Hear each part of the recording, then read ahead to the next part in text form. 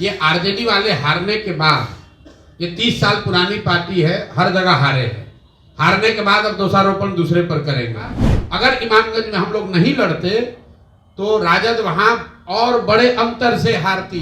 बेलागंज के मुसलमानों ने जनसुराज को वोट नहीं दिया है, तो लोग, और जो भाजपा झारखंड में एक तरफा जीत कराई थी, आज उनको मुंह की खानी पड़ी है। 10% वोट आया है तो वो अपेक्षा से कम है, उसकी जिम्मेवारी प्रशांत किशोर की है। बिहार में जो परिणाम आया है, जीतने वालों को बधाई, और जनता का जो निर्णय है वो नीतीश कुमार और भाजपा की सरकार के समर्थन में लोगों ने वोट दिया है। तो जो सरकार चल रही है, जिस तरह से चल रही है, जनता का उसमें विश्वास है, तो वो सरकार चलती रहे। हम लोग अपना जो प्रयास कर रहे हैं वो प्रयास आगे करते रहेंगे। आप चारों सीटों पर हार गए।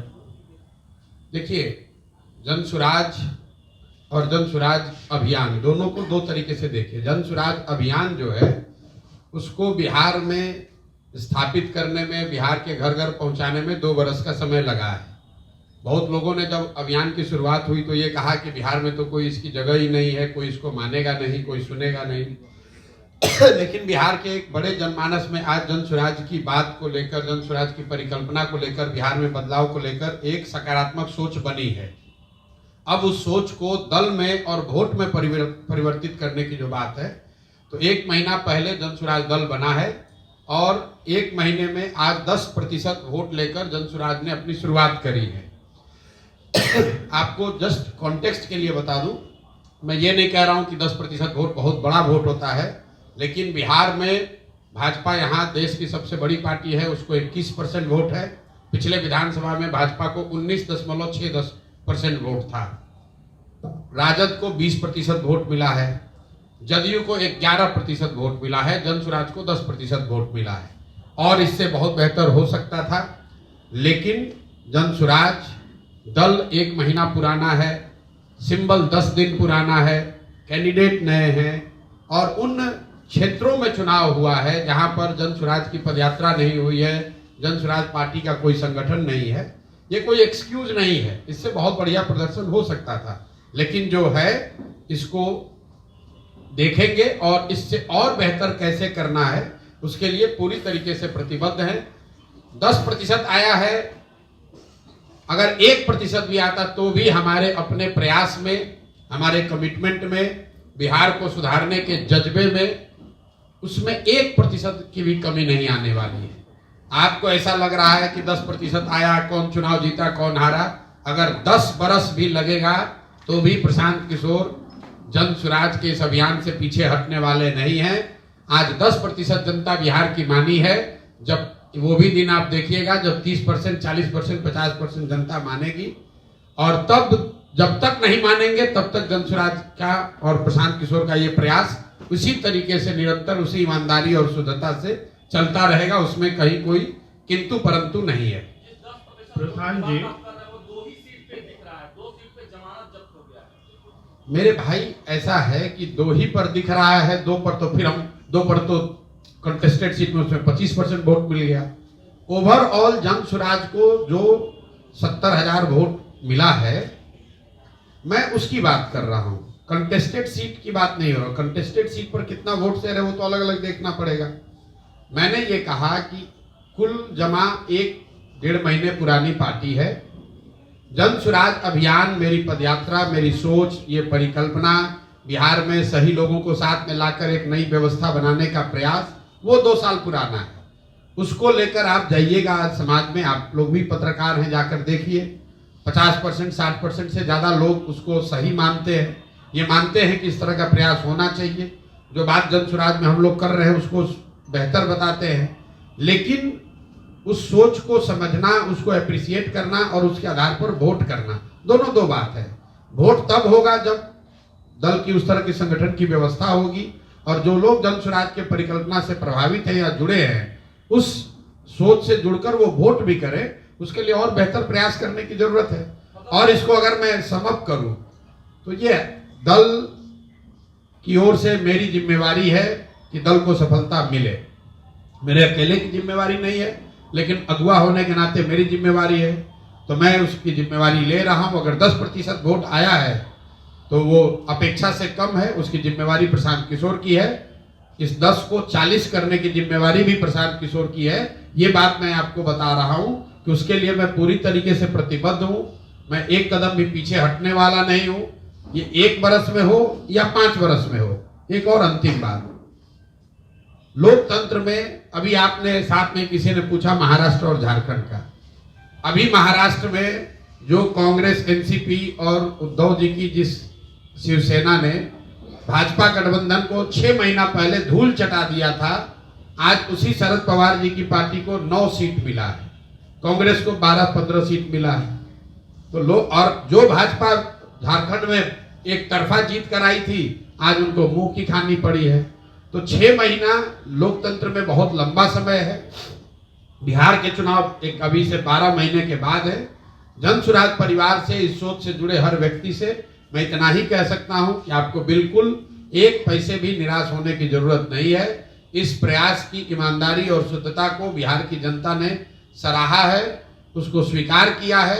अब उसको वोट में परिवर्तित करने की जो कवायद है वो अगले 1 साल करेंगे, मेहनत से करेंगे और ज्यादा प्रयास करेंगे। और मेरा अपना मानना है कि अच्छा ही रिजल्ट आएगा। अब देखिए, जलवा दिखा कि नहीं दिखा, ये तो आपका अपना मानना है।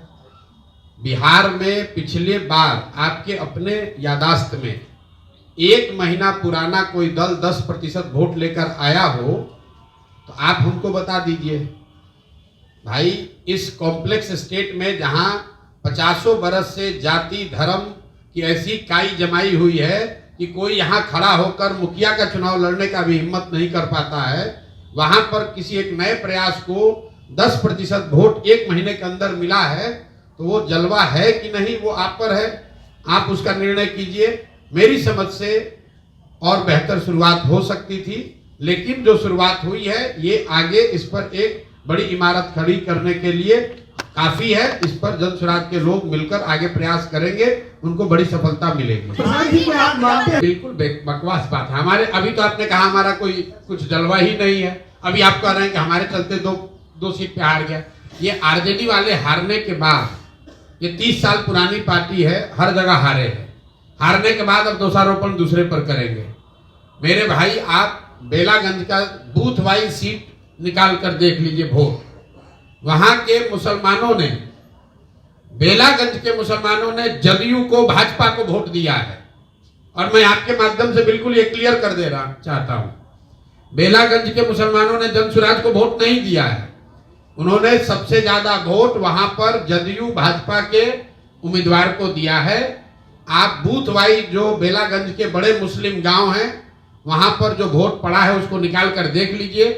तो अगर राजद वाले ये कह रहे हैं, अगर हम लोग इमामगंज में चुनाव नहीं लड़ते तो मांझी जी को जो 55,000 वोट मिला है, एनडीए के कैंडिडेट को सबसे कम वोट कहां मिला है? इमामगंज में। बाकी हर जगह एनडीए के उम्मीदवार को करीब 70,000 वोट मिला है। एकमात्र इमामगंज ऐसी सीट है जहां पर एनडीए के उम्मीदवार को 55,000 से कम वोट मिला है। तो हम लोग का अपना आकलन यह है कि जो वोट जनसुराज को इमामगंज में मिला है उसका 2/3 हिस्सा वो था जो मांझी जी को वोट मिल सकता था। कुछ हिस्सा जरूर राजद का आया होगा। अगर इमामगंज में हम लोग नहीं लड़ते तो राजद वहां और बड़े अंतर से हारती, कम से कम 25-30 हजार से हारते ये लोग। पहले ही चुनाव में प्रशांत कि दल नया है, सिंबल नया है, प्रत्याशी नए हैं, और जिन 4 क्षेत्रों में चुनाव हुआ है वहां पर कोई पदयात्रा नहीं हुई है, वहां जनसुराज का कोई संगठन पहले से है नहीं। इसके बावजूद चारों सीट पर चुनाव लड़ना, तय करना, इसको अगर गलती मानते हैं तो हमारी गलती है। लेकिन क्यों किया गया है? कई बार आप जो अटेम्प्ट करते हैं, जैसे आप मिसाइल कंट्रीज जो मिसाइल छोड़ते हैं तो आप उसमें पढ़ते होंगे कि जब मिसाइल लॉन्च आप करते हैं तो जो मिसाइल लॉन्च नहीं हो पाता है उससे जो डेटा और जो जानकारी मिलती है वो एक सफल मिसाइल लॉन्च के प्रयोग से ज्यादा कारगर है। तो चुनाव ये जानते बूझते लड़ा गया है कि डिफिकल्ट चुनाव है। इन चारों जगहों पर जन सुराज की कोई संगठन नहीं है, वहां पदयात्रा नहीं हुई है। ये जानते बूझते लड़ा गया है कि ये 4 साधारण सीट नहीं है, ये चारों वो सीट है जहां पर के सिटिंग एमएलए जीतकर एमपी बने हुए हैं। ये वो सीट है जो 35 साल से किसी न किसी राजनीतिक नेता या दल का एक तरह से वो किला है। वहां पर जाकर मजबूती से चुनाव लड़ने का प्रयास इसलिए किया गया है कि लड़कर देखें कि इस परिकल्पना को जब राजनीतिक स्वरूप दिया जाता है तो उसमें क्या बेहतर है, क्या खराबी है। अब सारी जानकारी इकट्ठा हो रही है। इसके बाद आप देखेंगे कि जितनी मजबूती से जन स्वराज की परिकल्पना को, अभियान को घर घर पहुंचाया गया है, उतनी ही मजबूती से अगले 3 महीने में जन स्वराज दल को भी, सिंबल को भी उतनी ही मजबूती से पहुंचाया जाएगा, ताकि आने वाले चुनाव में ये दिक्कत ना हो कि लोग सिंबल नहीं जानते हैं, प्रत्याशियों के बारे में नहीं जानते हैं, दल का संगठन नहीं है। उस चीज को अगले 2-3 महीनों में पूरा करने का प्रयास करें। पैनोरमा ग्रुप, जो सोचता है वो करता है। ये लो मुंह मीठा करो, आज मैंने अपना जॉब छोड़ दिया, अब हम पूर्णिया वापस जाएंगे। जॉब छोड़ दिया है? मतलब ये घर कैसे चलेगा? हम करेंगे क्या? और माँ बाबूजी क्या बोलेंगे? इसलिए मैं एक और मिठाई का डब्बा लाया।